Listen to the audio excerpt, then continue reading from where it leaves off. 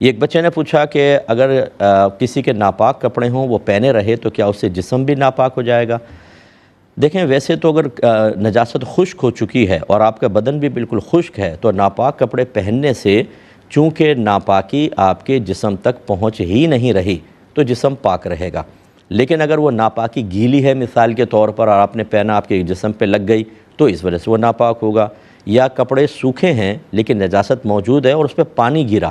اور اس پانی سے آپ وہ نجاست گیلی ہوئی پھر وہ آپ کے جسم پہ لگ گئی تو ناپاک ہوگا،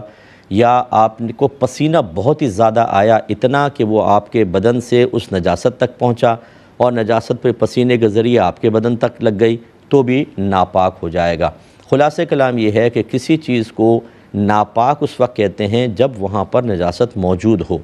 اور پاک اس وقت کہتے ہیں جب اس نجاست کو آپ زائل کر دیں۔